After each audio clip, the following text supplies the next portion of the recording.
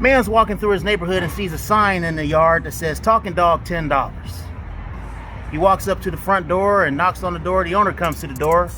The owner says, "How may I help you?" Man says, "You got a sign in the front yard that says "Talking Dog, $10."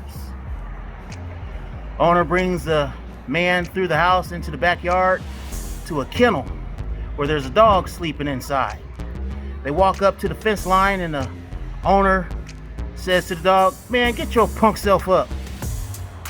Dog gets up and walks over to the fence line where the man and the owner are standing. Says, "What do you want now?" Man's eyebrows go up and he says to the owner, "How is it that you have a talking dog?" The dog interrupts and says, "Man, I've been a government experiment since 1929 BC. I'm the only one that was able to accept this chip. I'm the only dog of my kind. And not only am I the only one, but it works in me so well that they put me on a special ops team.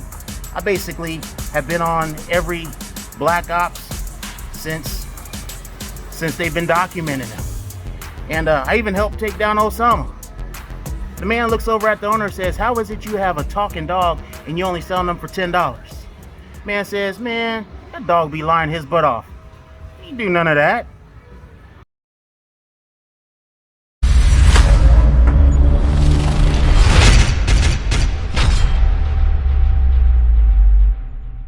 I think that I have kind of an inside scoop on lying. I'm kind of an authority on the subject matter because I was a pathological liar as a kid. My mother called me out on it one time. She said, "Why are you always lying?"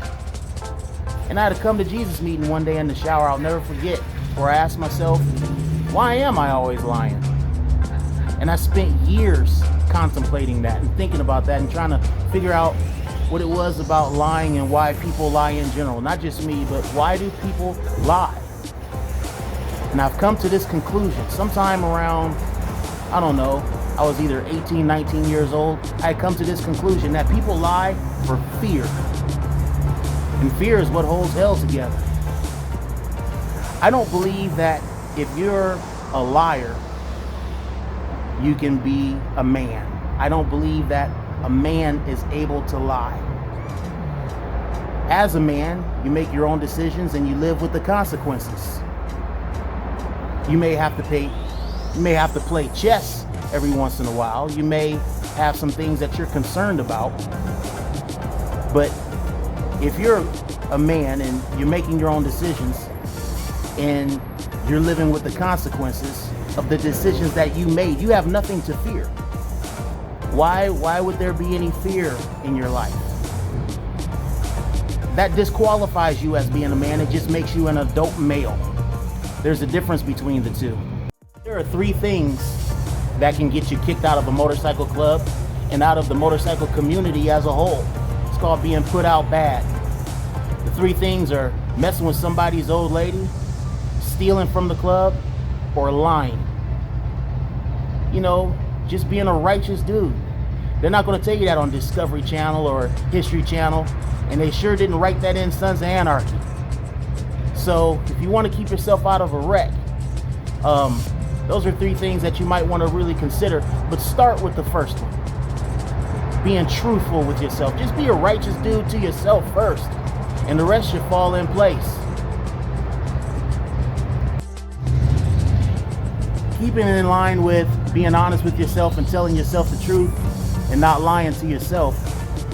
You know, a lot of people keep asking me about joining motorcycle clubs and things of the sort.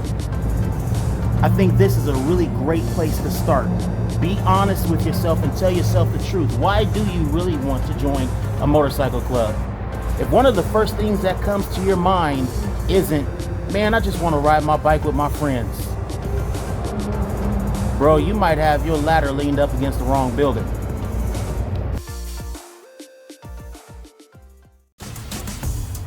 My homeboy said it like this. He said, "Never lie to me. Never, ever tell me a lie. Always tell me the truth. Tell me the truth, and then we can figure out the lie together."